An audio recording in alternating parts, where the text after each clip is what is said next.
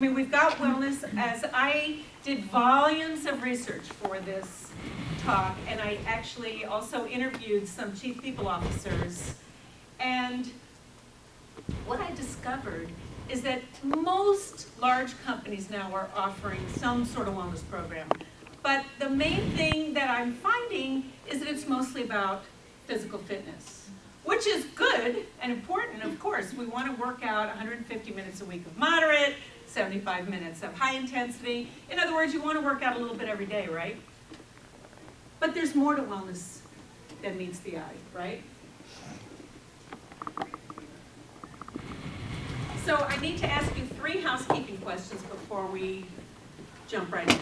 And the first is, how many people in here have 2 years or less of experience in wellness?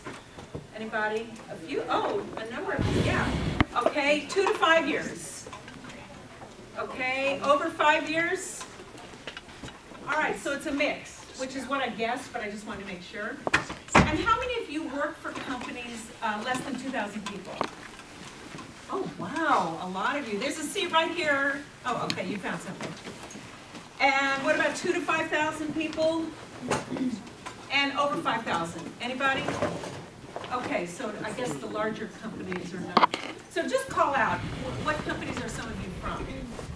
Eugenics. Okay, Eugenics. Oh, I've heard of Eugenics, yeah. Anybody else you want to call out? Lagunitas. Brewing. Oh, brewing. Yeah, brewing. My son goes to school in Chico, so I hear a lot about here. A lot more than I ever cared about it. And you're from AC Transit, we talked about that. And Visit Sacramento. And Maverick Capital, yes? Rocket Parts, Solutions, ad company. Oh, an ad company? Okay, so it's a mix. It's a wide variety. Okay, good. So that's what I need to know. And, okay, so let's keep moving. So another fun true false. Wellness programs should be geared primarily towards physical health. Well, I kind of gave that one a false, clearly. Clearly, there's more to fitness. And what I'm finding in the research is that rather than just calling it wellness, now the trend is towards well-being. Have you all, anybody read or heard about this? Yes. Yes, no, okay, it's a mix. So the idea of well-being is that the whole person, we want the whole person to be well, right? So if somebody's exercising every day, but their boss is a word I can't repeat in nice company, that's not good either. We want to take care of people physically, mentally, emotionally, and in every way we can. We want them to be happy at work. Otherwise, they're going to leave. They're going to leave if they're not happy, right? And then we're going to break down morale and etc. I don't have to tell you all. I was in corporate America too for a variety of years, so you know, when morale is bad, like when they're saying, well, we might have a layoff, but we're not going to yet, and then you're like, well, are we going? Are we staying? What are we doing? And then people get worried and they're talking, and it gets to be a negative environment.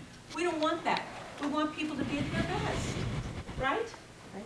So, what do we mean by well-being? We mean the whole person. So that includes, obviously, the physical, and as I said, the mental. We want them to have financial security. We don't want people to be worried about money, right? Or if, God forbid, somebody at home gets sick. We want to help our people because we want them to help us, right? We want everybody to be on the same page. We want to have a feeling of connectedness, a community, and that helps us amp up our wellness, and I'll tell you more about how in a moment. And then purpose. The reason I threw in purpose is because millennials like to feel that the world around them is being served. Now, I hope I don't age myself, but I remember when my mother used to tell me when I first started working, and she happened to be a recruiter too, which is ironic, because I never really planned to become a recruiter, but she used to say to me, you don't have to like your job, you just have to do it. Does this sound like anybody's parents? Yes. Times have changed. Millennials are leaving jobs every 2 years minimum, at least. 1 year, 18 months. The people that I know in that age bracket, I'm following them on LinkedIn and I'm like, didn't you just start at this other company? You're already leaving? I mean, I remember during the high-tech boom, when people were leaving around 2 years. I mean, back in my day, if you didn't stay with a company for at least 4 years, you were called a job hopper, right? Now, bang, bang, bang, they're all over the place. We want them to stay. We want to build a strong community. Now, does anybody remember Lucy Neville? Are we cogs on a wheel? No, we're human beings. We have feelings, right? I have a friend whose boss, every single Monday morning, they have a weekly meeting. He's on the recruiting team. And they do it by phone because some people are in Sunnyvale and some are in the city. And every week, somebody gets in trouble, high verbal, high negative, in front of the whole team. Is that the way to make people feel good? No. Didn't this manager go to management training? I mean, it seems like common sense, not to berate people. But it's out there, isn't it? There's one chair up here and one here if you guys want to poke in.